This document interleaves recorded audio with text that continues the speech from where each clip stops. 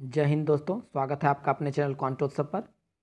सबसे पहले मैं आपको ये बता दूं कि एसएससी जीडी का 14 जनवरी और 15 जनवरी को कोई पेपर नहीं था। आपको 16 जनवरी से फिर से स्टार्ट हो जाएंगे। तो इस वीडियो में हम लोग देखेंगे कि 10 जनवरी, 11 जनवरी, 12 जनवरी और 13 जनवरी में कौन कौन से प्रश्न पूछे गए, क्योंकि देखिए प्रश्न जो हैं बहुत ही रिपीट हो रहे हैं।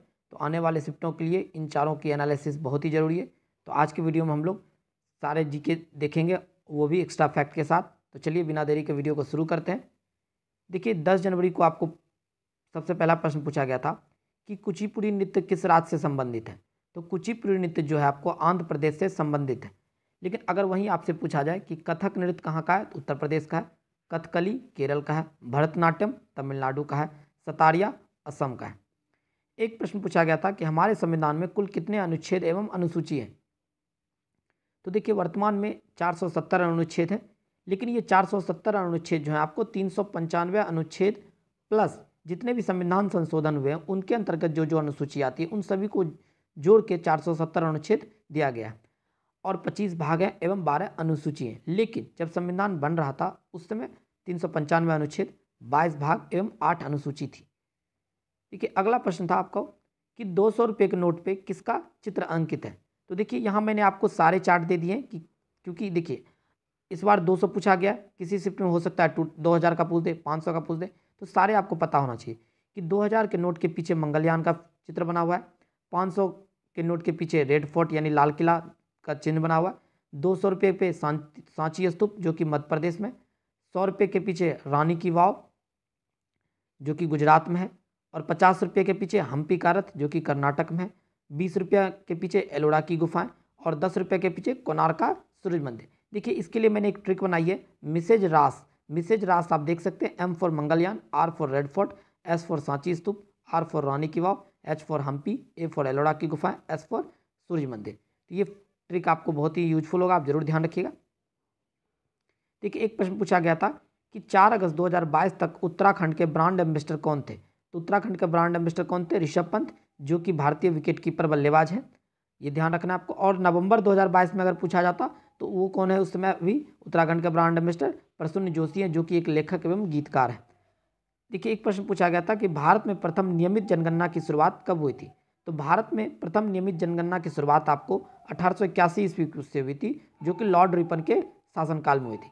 लेकिन अगर आपसे पूछा जाए प्रथम जनगणना कब हुई थी, या 1872 ईस्वी में लॉर्ड मेयो के शासनकाल में हुई थी, ये भी आपको ध्यान में रखना है। अगर वहीं आपसे पूछ दिया जाए कि स्वतंत्र भारत की पहली जनगणना कब हुई थी, तो यह 1951 में हुई थी। ये फैक्ट भी आपको ध्यान रखना है। देखिए अगला प्रश्न एक आया था आपको कि काला घोड़ा कला महोत्सव कहाँ आयोजित होती है। तो काला घोड़ा कला महोत्सव जो है मुंबई में आयोजित होती है और यह 1999 ईस्वी से शुरू हुई है। देखिए एक प्रश्न पूछा गया था कि भारत के मध्य से गुजरने वाली रेखा कौन सी है। तो भारत के मध्य से गुजरने वाली रेखा कर्क रेखा। कर्क रेखा जो है 8 राज्यों से होकर गुजरती है। इसके लिए भी मैंने एक ट्रिक बनाई है, मित्र पर गमछा झार। तो मी से मिजोरम हो गया, त्र से त्रिपुरा, प से पश्चिम बंगाल, र से राजस्थान, ग से गुजरात, म से मध्य प्रदेश, छ से छत्तीसगढ़, जार से झारखंड। ये भी आपको ध्यान रखना है। देखिए एक प्रश्न पूछा गया था कि येलो प्लैनेट किसे कहा जाता है। येलो प्लैनेट जो आपको शुक्र को कहा जाता है। लेकिन देखिए कहीं कहीं आपको बृहस्पति को भी लिखा हुआ होता है, लेकिन अगर दोनों में ऑप्शन दिया रहे तो आपको शुक्र की तरफ जाना है।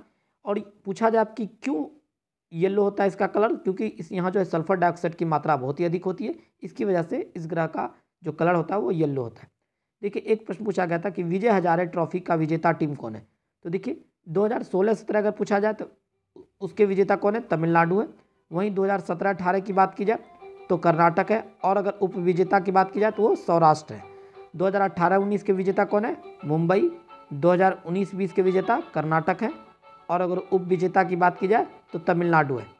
और अगर 2020-21 का पूछा जाए तो मुंबई है, एवं 2021-22 का हिमाचल प्रदेश है, एवं उप विजेता कौन है? तमिलनाडु है। ये सारे फैक्ट आपको ध्यान में रखना है। दोस्तों अगर ये इस वीडियो की आपको PDF चाहिए तो आप हमारे टेलीग्राम चैनल से जुड़ सकते हैं। हमारा टेलीग्राम चैनल है क्वांटोत्सव ऑफिशियल। आपको डिस्क्रिप्शन में भी लिंक मिल जाएगा और कमेंट में भी मैं आपको लिंक पिन कर दूंगा। आप वहाँ से जुड़ के ये सारे PDF प्राप्त कर सकते हैं। चलिए अगला प्रश्न देखते हैं। अगला प्रश्न है आपको कि जीवाश्म ईंधन जलाने पर प्रदूषण को कम करने हेतु किसकी संख्या में वृद्धि की जाएगी। तो देखिए दोस्तों ये तो ऑप्शन के अनुसार है, लेकिन अगर आपसे पूछा जाए कि जीवाश्म ईंधन क्या होता है, तो जीवाश्म ईंधन होता है वैसा ईंधन जो मृत पौधे और जानवरों के अवशेषों से प्राप्त किया जाता है, जैसे कोयला हो गया, तेल हो गया, प्राकृतिक गैस हो गया, ये सारे क्या है, जीवाश्म ईंधन है। देखिए एक प्रश्न पूछा गया था, मॉस, रिक्सिया, प्यूनेरिया एवं मॉर्केसिया किसके उदाहरण है? यह ब्रायोफाइट्स के एग्जाम्पल है। अगर आपसे टेरिडोफाइट्स का एग्जाम्पल पूछा जाए तो मार्सिलिया, फर्न, हॉर्स्टेल, ये सारे टेरिडोफाइट्स के। थैलोफाइट के एग्जाम्पल में आ जाते हैं क्लेडोफोरा, उल्वा एवं कारा। देखिए अगला प्रश्न था, आईएनएस विक्रांत को किसने देश को समर्पित किया था? तो आईएनएस विक्रांत को देश को समर्पित किसने किया था? प्रधानमंत्री नरेंद्र मोदी ने।